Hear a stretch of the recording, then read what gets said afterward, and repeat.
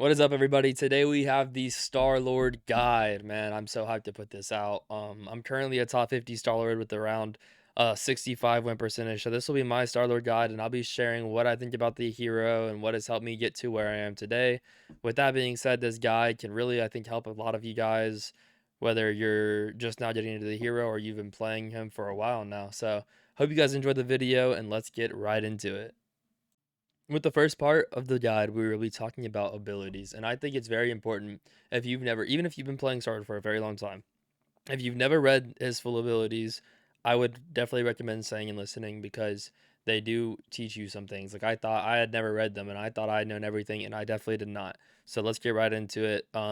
First we have his main weapons and those are his dual element guns. These guns are rapid fire shot rounds that do have spread the further you go from your target. These guns do 6.5 damage per shot and he has 40 bullets in this clip.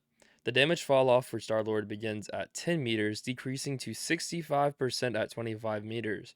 The crosshair spread radius at 10 meters increases to 0.15 after 2 consecutive shots and 0.24 after 5 consecutive shots. And like I said, I do think it's worth listening because I never even knew that the crosshair spread had a radius, and so that's like some definitely very good to know. So yeah. Moving on, we have what everybody loves, Star-Lord's ultimate ability or his aimbot ult. Star-Lord's ultimate ability still does 6.5 damage per round, and damage fall-off begins at 25 meters, decreasing to a massive 75% fall-off at 40 meters. The ultimate ability lasts 8 seconds. Also, the ultimate gives you a 20% movement boost and a 70% reload reduction time. The maximum locking distance for his ultimate is 40 meters. So I'd definitely say let's try and keep it within 40 meters and probably way less than 40 meters, honestly, because a 75% damage fall off is not what you want to achieve with this ult. Next, we have rocket propulsion, or his jetpack. This gives Starlord a 100% movement boost, making him a great movement hero. His maximum energy, or the meter you see next to him, like while you're flying, is 1800 and it costs 300 per second. So with the full meter, you'll be able to fly for 6 seconds constantly. The energy recovery speed for rocket propulsion is 100 a second. So if you have none or you burn all of it, it would take 18 seconds to get it all back. Alright guys, next up for abilities we have Blaster Barrage, and this is a crucial ability for Star-Lord as of like finishing off final kills or final hits and farming ult faster, which we'll get into later in the video. But Blaster Barrage is defined as a fire of frenzied shots causing damage to enemies within its range, so it's AoE. The time duration for Blaster Barrage is 3 seconds and hits all enemies within 8 meters. The Blaster Barrage does 7.5 damage per hit, however, Blaster Barrage does have damage fall off beginning at 4 meters, decreasing 80% at 8 meters. And Blaster Barrage has a cooldown of 8 seconds. So definitely when you're using this ability, you want to keep your target at a closer range because of that damage fall off. With the last of his basic kit, we have Stellar Shift. Stellar Shift, you can dodge in the direction of movement and swiftly reload. Stellar Shift will instantly reload your guns and also grant invincibility for 0.37 seconds. This is huge for like 1v1 fights and everything because if you use it at the right time, then you'd be giving yourself a huge advantage in a fight. Remember, you should also save both of your rolls for when you get ult as well because you can use them then too. Also, every time you do roll, you get 25 bonus shield added to your health, but unfortunately, you are not able to stack those two and make it 50. Also, the bonus health when you do roll does have a fall off starting at 3 seconds. So it is very important, like when you decide to use your rolls, um, just do it at a good time to where like you're actively in a fight and you need to use that reload, you need to get that shield, and you get 2 rolls in your kit and it takes 5 seconds to get 1 roll back. The last thing we'll be talking about with the abilities is Star-Lord's team up ability with Rocket. He gets a teleportation device that he can use anywhere on the map. There is no like distance barrier or anything. And the teleport cooldown after usage is 30 seconds. And if you are just now placing the teleporter, you have to wait 5 seconds before you can use it. However, be careful with the teleporter because it does have a delay of 1 second. I've gotten killed a lot by this, and gradually learning with it, I understand now that I can't just hit the teleport button when I'm 30 health. I need to do it like when I'm 100 health. The teleporter also summons you 100 health, and I feel like this teleporter is a huge thing for Starlord and just getting, I don't know, just being able to engage and being able to get out for free so you're not feeding. Um, just make sure you use it wisely. Okay, moving on, we are going to be talking about aiming and sensitivity, and I will be showing you guys my settings. So this is crucial for Starlord. I mean, it's his aim. Starlord is, a hit scan. He has dual blasters that shoot incredibly fast at a lower damage rate. So you're going to be able to need to aim well to compete with these higher damage dealing DPS, like other hit scans. So aiming is very important. So this was my first PC game, and what I was doing at the start of the game was, in my opinion, a mistake that I'm sure a lot of other people do, and that is like looking at pro player sensitivities and using them. I feel like this is a problem because usually a pro player sense is very high, um, higher than like what we should be playing on, because you got to think pro players, man, they play way more than us. Um, on games like these, like they're doing this every single day for 5+ hours a day to keep up their skill levels when we can't. So I recently, about a season and a half ago, um, lowered my sensitivity from what it was. And it honestly, I will say it has made me a lot better, I feel like. Now, I'm not saying you have to go as low as I went, because I did go pretty low, but I don't know. I'm just saying give it a try. If you think you're struggling with aiming, try and lower it a little bit so where you can, like, you don't feel like you're everywhere all the time, or you don't feel like you're missing easy shots. And I feel like it would, it would help out a little bit. So here are my settings. So my settings are really only going to be relatable to PC players, but I'm going to show you guys all of my settings, not just my aiming settings, because it is very important, like the shaders and quality and stuff too can slightly affect like how fast you're seeing things, and just like, you know, basic things that are make a small difference but end up being important in the end. So I play on borderless window just because I like constantly flip because I stream. Um, Super resolution mode, I play on quality. Super resolution sharpening, I play on 80. Frame regeneration mode, you want to make sure you have this off. Low latency mode, I have on NVIDIA. Reflex low latency. Match FPS cap, that just varies depending on what monitor you have. Um, Show FPS and network stats, I just like knowing if I'm lagging and stuff, so I constantly have that on, and it tells me in the top right. You want to have VSync off. Um, Now here's the important thing. Shaders are pretty important. My global illumination I have set to SSGI. My reflection quality screen space reflections, model detail low, post processing low, shadow detail low, texture details medium, effect details low, and foliage quality, however you pronounce that, low. Okay. Let's get back into the keyboard actual sensitivity settings. I'm currently playing on 1.06 horizontal sensitivity and 1.0 vertical sensitivity, and I have all these off. Another important thing is crosshairs, and I will put my crosshair in the description below. I do think everybody should play with a crosshair. I do suggest you turn on allied health bars. That's the last thing I'm going to talk about is allied health bars. It just gives you a sense of who's low on your team or who you might want to help out in certain situations. So I would definitely recommend you turning that on. But yeah, that's it for my settings. Oh, last thing before I forget, I also play on 1200 DPI. All right, guys, with that being said, no sensitivity is just going to automatically make you cracked at the game. The best way to get better with aiming is just by playing. That's just simply how it is. You just get better with time and experience. But with that being said, I do use things like Corvax for about 15 to 30 minutes before I hop on every time I play. Corvax is an aim trainer on Steam that costs like $10. And the reason I like it better than like aim trainers like Aim Labs is because it actually has like a setting that correlates with Marvel Rivals sensitivity. And I last time I checked about this, and this has been a couple months ago, but last time I checked, Aim Labs did not have this. However, I do not think console players have access to Corvax. So with that being said, if I were on console, I would probably just go to like the Marvel Rivals practice range and run some simulations in the downstairs area. Um, I believe warming up for 15 to 30 minutes before you play will definitely help your game get better faster over time. And let's be real here. Most of us, including myself, don't really want to warm up for 15 to 30 minutes. We just want to play. But if you do enjoy it, if you go for longer, I think the longer you go, the better you'll get over time, because I mean that's just straight aim practice. Like, And I also think that like running those aim sensitivity, like running those aim trackers helps you get better at tracking, which we will go over later in the video. Okay, this part is like what I just referred to. Tracking is what you really need to work on for like in game. Um, Tracking means which like means the ability to smoothly follow your target. And like I said, aim training, like I just talked about, really helps with tracking.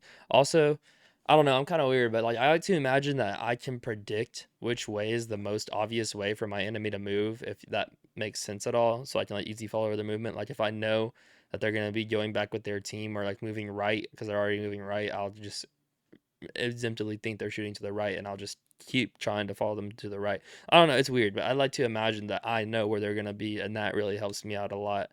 Um, Another important thing is to make sure you have a good crosshair. There are many crosshairs. You can literally just search up Marvel Rivals crosshairs online and it will show you a lot of them.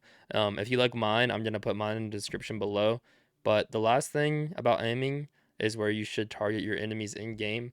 I like to try and aim for the chest of the opponent because you will get headshots naturally while doing this, and the chest is almost always like a big solid spot to shoot at, and you're not really gonna like, it's not like legs where it's constantly moving where you might miss or something like that. You know what I'm saying? It's big, one of the biggest targets on the enemy, and it's close enough to the head where you will get crits while shooting at it. Okay, next we get into game sense and positioning, and when I say this, I really mean it. When you are playing Starlord, the main thing you want to be thinking about is how can I be as annoying as possible. Like, just think you want to be like a mosquito or something, you know? You just want to be like a fucking gnat, like in the summertime, where it's like you're smacking that shit constantly. Like your high mobility should be able to do that for you without dying most of the time. And the best ways to be annoying is constantly going on off angles, harassing supports, and taking 1v1 fights. Also, Starlord is great at clearing or cleaning up kills, and that's the beautiful thing in my opinion, because like you can be everywhere at once. It feels like. Okay, let's just think about a hypothetical situation. Like, so if I'm on an off angle and I turn their supports and make them patty cake with each other, which if you don't know what that means, that just means like turn and heal each other. This means my team is doing all that damage to the front line without getting healed, or they're not getting healed. So whenever they deal with like the pressure that I'm applying, I can quickly fly to the front line and help my team finish the other team off. A lot of the time on Starlord, like even if you aren't getting kills, like the most kills on your team will still benefit hugely, like just from you being so annoying. So I'd say this with a passion, like it is truly important just to be like a little mosquito while you're playing Starlord. Okay, next we're going to talk about off angles. In my opinion, this is the number one way to level yourself up as a DPS in general. If you're not doing this, you definitely should be, and you need to incorporate it into your game. An off angle is when you leave the main or the team fight and start attacking the enemy from a different angle. Doing so effectively will apply more pressure and just really makes the enemy team have to focus on another thing, like multiple things at once, which will create more room for them to make mistakes for you and your team to capitalize off of. However, the important thing is to remember when you take an off angle, you don't want to feed. Another good thing to know is where health packs are on every map, so you can play off them instead of needing to go back to your backline constantly for heals for your supports. Okay, the third thing we're going to talk about for game sense and positioning is target isolation. This one right here is pretty simple. It just means who you're going to mark or who you're going to go on and on like your off angles and try to kill. I usually start the games, they're like the fights out this way. I play with my team until I know who they have on their team. The reason I do this is in case they're running a heavy dive, I know who I'm going to mark and I can peel for support. And then, so yeah, just like looking at their team is good. Just essentially knowing who their weakest link is and who you're going to go off, like going on off angles and flanks. Doing that means that it will most likely come down to a 1v1 if they're isolated from the team. So you just got to really be confident that you can win. If the whole enemy team is just playing in main, then just take off angles and just distract them and make one, bait one out to come and chase you. Focus supports, shoot at tanks, focus DPS. You got do these things in rotation to figure out the weakness of the team. That's what's beautiful about Starlight. You can do so much, but you don't want to. Definitely, you just don't want to shoot at um tanks all game. That's just not the way to play Starlord. I don't care what anybody says. That's not what you should be doing. You will be getting so much more value by going on off angles. Now, if a tank's low and your team's calling them out, you can clean up the tanks, but you shouldn't be shooting at the tank all game. You should be going on off angles, flanks, distracting supports, looking for a DPS out of position. doing stuff like that, looking for the target isolation point and going on those off angles would definitely level up your game and take you to the next level. Okay, so the next category we're going to be going over is ability usage, combos, and ulting. So there are a couple combos with abilities that I use a lot of the time. And the first one is your main guns and blaster barrage combo. I use this one in a lot of like off angles or 1v1 fights when I get them low. But basically it is if you use your guns to get the enemy below half health, and then you can just follow up by using their blaster barrage on them to finish up the kill. It's pretty simple, but it works a lot of the time. So if you are new to Starlord, it is also very important to know that you can fly while using blaster barrage.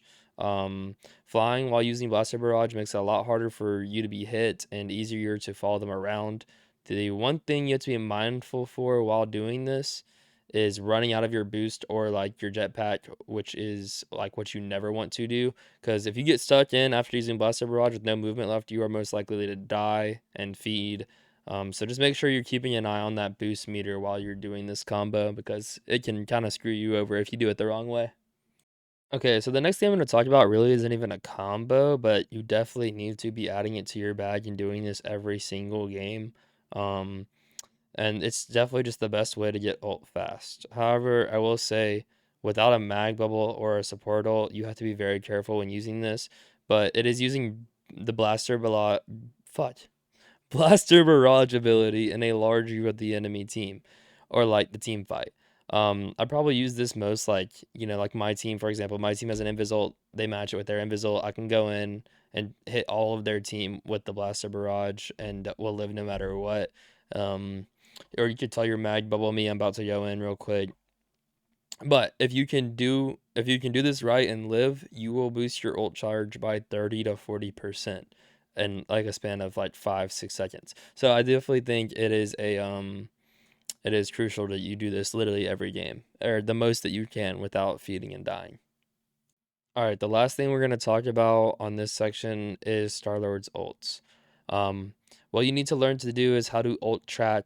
Ult tracking is basically consistently keeping up with which ults the enemy team has or has not used and knowing what they have that they can use at the time that you're about to use your ult. Now, at first, it will definitely be harder to know like what the enemy team has, but when you do it for a while, you'll kind of get used to it and it will be way easier. But this is so essential for Starlord, especially in higher ranked lobbies, because all it takes is one good support ult or Emma ult, and you can go from killing 4 people and winning your team the fight to dying and feeding and then killing nothing. Another very important thing to do when you ult is to come like to your team, like tell your team when you're ulting. This helps a ton in multiple ways. One is it lets your supports know that they're about to heavily pocket you so you don't die. Because let's just face it, when you start ult, the pretty much the whole enemy team is going to be looking at you and trying to kill you, so you need to get that pocket. And secondly, it lets your tanks and other DPS know that you are about to be applying intense pressure, and if they apply pressure with you, y'all 100% team wipe. Another thing I would suggest when ulting is to make sure you have both of your rolls before you pop it. This helps a ton in ult because one, it automatically like reloads your guns for you, and two, it like if you're getting heavily targeted, which you will be, you become immune for that short period of time, which sometimes decides if you live or die if your supports can heal you in that time. The last thing I suggest about ulting is to start from the sky and kind of like maybe I do this a lot, but you don't really have to. But like I usually start from their like the back line or like an off angle, so they are not already looking at you when you ult. They have to turn and look at you, which kind of like makes the whole enemy team look up at you while you're in the sky, and it's like an automatic off angle, and they're going to be dealing with heavy pressure from you, and then your team will be free to walk on them. All right, guys, the next thing we're going to talk about is movement with Starlord, or like advanced movement tech is what I'll say. Um, there are two main things to discuss when we're looking at Starlord's movement, and the first is bunny hopping. Bunny hopping is a huge movement boost for Starlord, and happens because he maintains momentum when hitting the ground after using his jetpack. All you need to do is bunny hop is like consistently tap your jetpack boost and then spamming your jump button right before you hit the ground. This will allow you to keep the momentum that you've built for about 4 jumps, and this just simply allows you to move around way faster without wasting a lot of your jetpack boost. And it's one of the advanced movement techs that makes Starlord so hard to hit and so hard to kill. And the second thing we'll be talking about, um, with movement or advanced movement is that if you actually tap your jetpack instead of holding it down, you actually go pretty far. And it just maintains your fuel better. So it's kind of like it's way better for fuel conservation. A huge part of his kit is fuel conservation, so you definitely don't want to be like wasting your boost the whole game, because then I mean, the longer you are without boost, the less effective you will be as Starlord. Okay, guys, the last thing we will go over is common mistakes to avoid while playing Starlord. A lot of this we talked about in the video, but we're just going to go over it again just so you can have a fresh mindset about it. First of all, it's using his mobility to only engage and not saving enough to escape. This was going to lead to you feeding. If you can't get out, then you're kind of stuck in by that time, because when you apply pressure, they're gonna send somebody after you to turn you, and that's how your team gets picks, or that's how you get picks, is they get distracted by doing multiple things at once, so they're not looking at you. So you definitely want to make sure you have enough movement to escape when you go on off angles and stuff. Next is being too predictable with what you're doing in the air. With Starlord being such a high movement hero, you definitely never want to be predictable, bro. Like what I said, like when I said you want to be a mosquito, I meant it. Like, so like imagine like there's like gnats on you, mosquitoes flying around you, you smack it, and you don't kill it, and it goes away for like 2 seconds. You're like, where did it go? It comes back 2 seconds later at a completely different spot. That's basically what you want to do, man. Whenever they focus you, you don't want to sit in the same spot all game. Like they focus you, you move to a new angle. Focus you again, move to a new angle. Just constantly moving to new angles will help you out so much. Next, taking the wrong fight or just like shooting at the tanks all game. Like we just talked about, maybe you'll get a little bit of value and win some games by shooting at tanks all game, but any like high elo, you can't just shoot at tanks all game on Starlord. You're not going to be getting the value that you're supposed to be getting, and you will harm yourself from ranking up if you just shoot at tanks all game. Next, we have ulting, but not ult tracking. We pretty much went over this, but just remember to keep up with the ults, because especially in higher elo, if you don't ult track, your ults are going to get countered a ton. Next is not going on enough off angles. Like I said earlier, you want to be going on off angles consistently all game, and except for like when you're cleaning up a team fight with your team, you definitely want to be constantly going on off angles and target priority and like target isolation. I mean. Next up, we got chasing kills or getting baited into overcommitting, then you die. This happens a ton in lower elo lobbies, not as much as higher elo lobbies, but like you think you got somebody one shot, but they're right next to a healer, and so you go in because you think you can kill them. But support's overpowered as fuck in this game, bro. Like if that support sees the one shot person, they're standing right next to them, you're most likely not getting the kill. So don't like overcommit and feed, because that does a lot of harm to your team if you feed. I mean, you make it a 5v6, so you're probably gonna lose a team fight. And lastly, not playing with your team well enough. So like let's just create a few hypotheticals, okay? And what I mean by this is like if your team has a Venom on it, and you're on Starlord and you're on an off angle and you see Venom is about to dive, wait to go in with that Venom. You have a Black Panther. Wait until you see your Black Panther jump down and harass their supports, and then go on the supports with the Black Panther. You don't want to target two separate people, like Black Panther targeting their supports and you're shooting at their DPS. No, play with your team, bro. This will help you so much. This will get you to the next level, like instantly. Like if you see you have dive on your team, dive with them. If you see you have a more appealing a Spider-Man on your team, peel with them. You get that kill, and then you're up one person, then you can advance and play a little bit more aggressive with your team. Another thing is like using comms. I know a lot of people in this game hate calming. I don't know why, because it's so essential, but using comms to do things like target prio, like even if your team's not common, you should still be common, and like target priority with your team. And target priority means like all of you guys call out on who you're shooting, so you're all shooting at the same person, so you create so much pressure that their supports cannot heal them in time. Things like that make truly outs like huge difference in the game, so you definitely want to be sure to do that. With that being said, this does complete the Starlord guide. If you have any questions, please be sure to let me know in the comments. I do not mind answering them at all. I really hope this guide can help some of you guys and take you guys to the next level. And I hope you guys learn some things about how to play Starlord a little bit more efficiently in this video. Um, if you guys did like this video, please like and subscribe, and I will see you guys next time. Peace.